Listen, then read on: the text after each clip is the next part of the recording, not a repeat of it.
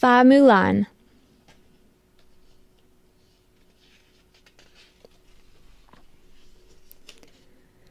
Fa Mulan, stop, elder sister ordered as the two walked from the family farm to the market. But Mulan sliced the air with a bamboo stake. I am a swordswoman, like the maiden of Yu, she cried. Proper women do not play with swords, scolded elder sister. They do not go to war. War may come to me, Mulan said. The Tartars have crossed the northern border and are burning many towns. While elder sister shopped, Mulan crossed the market to where an anxious crowd studied 12 scrolls pasted to a wall. What are these? Mulan asked.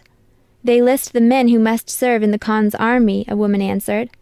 Mulan gasped when she recognized one name. My father, she cried. But he is too old and weak to fight. If a man does not report to the Khan's army, the woman said, he and his family will be punished. The next day, as Mulan sat at her loom, she formed a brave plan. At last she went to her parents. They saw her troubled look and heard her anxious sigh. What is on our daughter's mind? They asked gently. What is in her heart? The Khan is drafting many men, and father's name is on the list, Mulan explained. Little brother is too young. I am strong.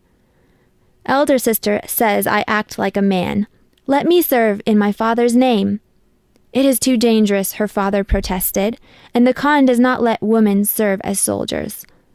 But in the end, her parents agreed, because Mulan's plan was the only way to save the family.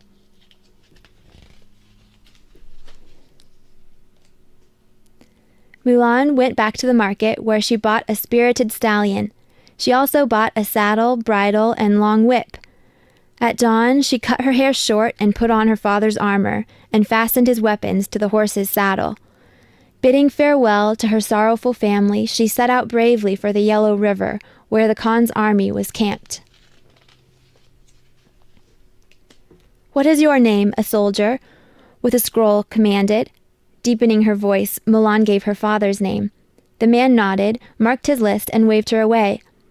Leading her stallion to the water, Mulan whispered, I am afraid, but also excited.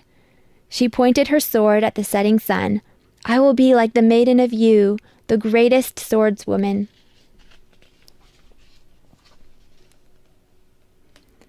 Before sunrise, the army marched to the Black Mountains. In that lonely place, the only sound was the cry of birds and the whicker of wild horses. But as the troops marched north across the grasslands beyond to join with the other armies that the Khan had raised, Mulan heard a new sound, the jangle of Tartar bridles and armor. Soon the Tartars swept over the plain. Spotting the Khan's forces, the enemy halted. The two armies faced each other. Shouting orders, the Chinese generals positioned their troops. Mulan and other new soldiers were placed beside veterans. Then, the sudden pounding of drums filled the air, the signal to attack.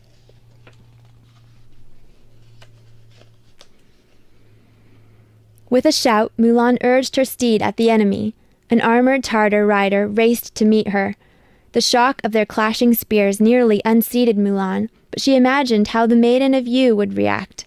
She struck the Tartar shield and helmet. Her mount suddenly lurched sideways, forcing the enemy's horse to buck and rear, unsettling his rider. Taking this advantage, Mulan delivered a fatal thrust, and the man tumbled into the dust. Soon after this, the Khan's forces broke the Tartar line. And as the Chinese surged forward, Mulan helped drive the enemy back. In the months that followed, Mulan increased her strength and improved her swordplay. You excel because you balance female and male energies, one veteran told her. A good swordsman should appear as calm as a fine lady, but he must be capable of quick action, like a surprised tiger. Mulan studied the art of war to learn how great generals planned and carried out battles. Her courage and skill with a sword were praised by soldiers, officers, and even officials sent by the Khan.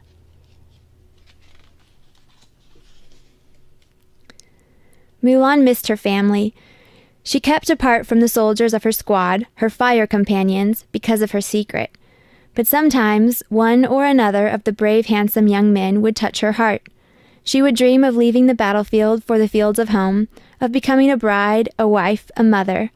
However, duty to family and country, and her sense of honor pushed all these dreams aside.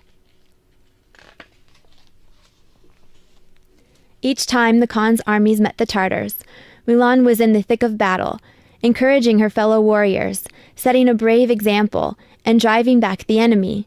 Valor and ability won her the command of a company, then a small troop that made surprise raids on the Tartars. Mulan rose in rank until she became a general, commanding one of 3 armies preparing for what promised to be the deciding battle of the 12-year war.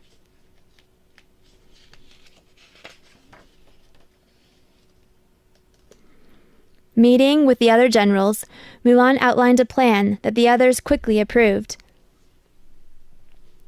We will follow the classic wisdom that says, act like a shy maiden to make the enemy think you are no threat.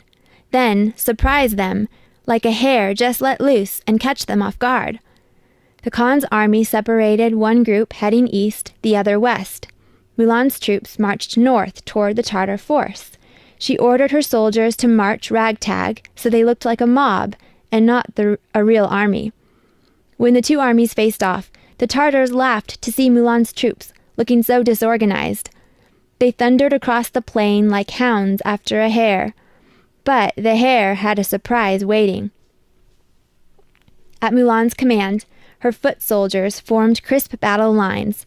Then their cavalry galloped to meet the enemy, who were caught off guard. The Tartars, reeling from Mulan's attack, were crushed in the jaws of her deadly trap as the Khan's other troops charged in from the east and west.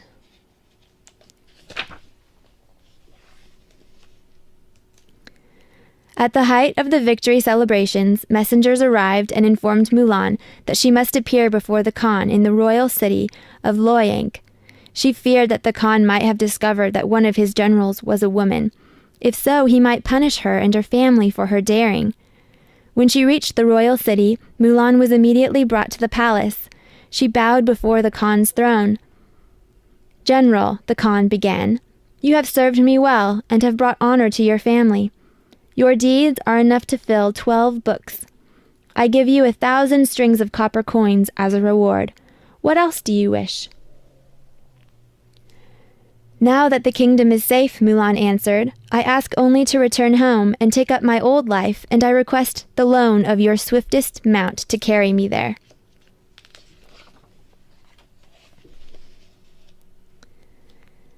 A small honor guard of her fire companions accompanied Mulan home. What excitement there was at her arrival!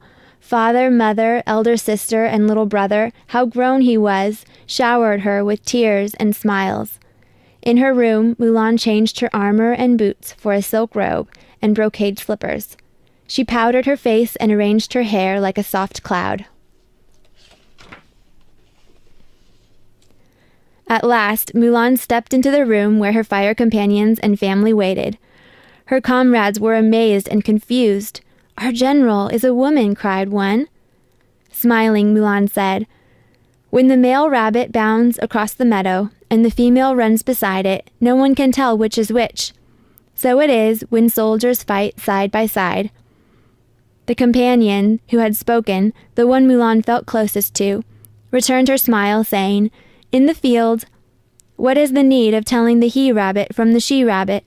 But when they return to their burrow, the rabbits know which partner is husband and which is wife, so they build a life together."